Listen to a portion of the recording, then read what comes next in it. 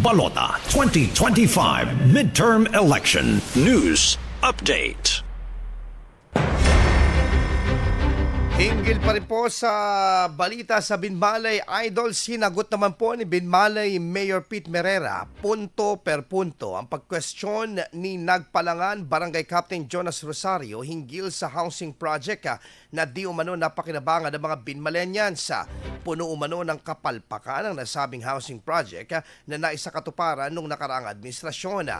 Ayon kay Mayor Pedro Merera, kung may dapat sisihin sa kapalpakan ng nasabing proyekto ay ang administrasyon ni Rosario. Sinasabi nila walang tubig, walang ilaw. Bakit ba hindi nila ginawa yun? Samantalang project nila yun. Tapos sasabihin nila, bakit hindi ko tinuloy? Siyempre, alamin ko muna lahat. Hindi basta-basta na nagbibigay ako na hindi ko alam kung ano yung mga naging transaction dyan. And at the same time, sabi nga nila, nakalagay nga doon sa kanilang na nagbigay nila sila ng 10. May pinagpatawagan ng 10. Saan yung 10? Ano ba yan? Kalokohan ba? Natin, saan pa tayo mag-uumpisa sa mga sinasabi nila? Sila rin ang nagsasabi na yan ay nakapagbigay na sila. Pero tatanungin natin dito, hindi natin malaman kung saan yung mga papeles na sinasabi nila. But despite that, meron tayong mga ebidensya na binigay na lang. Yan po ang tinig po ni Mayor Pete Merera at anya pa, tila hirap umano ang kabilang panig na intindihin ang tinutukoy nitong technical description na kalaunay nilinaw din ito. Tanong ko nga pa sa kanila, yung sinasabi ko, aywan ko kung naintindihan yung technical description o ano ba yung sinasabi nilang technical issue. Ang sinasabi ko, technical description is all about yung mismong bawat bahay, alam nila kung ano ang area niya. Dahil pinag-uusapan natin dito yung mismong pamimigay.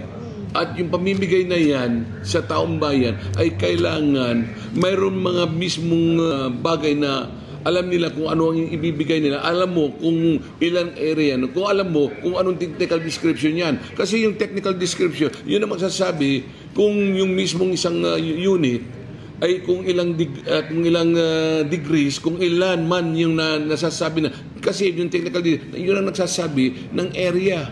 Ngayon, paano mo masasabi at magkakaroon ka ng isang titulo kung walang technical description? Giit pa ni Merera na kaya hindi nito tinuloy ang kailangan muna itong masusing pag-aralan at alamin ang lahat ng detalye sa ukol sa proyekto.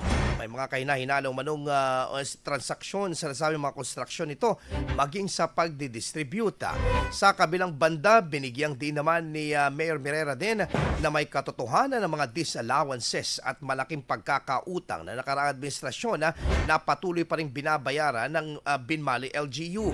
Lahat umano ng mga ito ay dokumentado ng Commission on Audit. Bukod pa dito ang patunay umano na pagkakantala ng sahod ni VM Rosario dahil na din sa kautusan ng COA. Sagot naman ni Rosario, normal lang daw umano ang pagkakaroon ng disallowances at sana ay huwag magmalinis si Merera. Ngayong halalan, magtutunggali ang dalawa sa pagkaalkalde ng bayan ng Binmalay kung saan isa sa ilalim din ito sa yellow area of concern dahil sa intense rivalry. IFM News. IFM News. IFM News.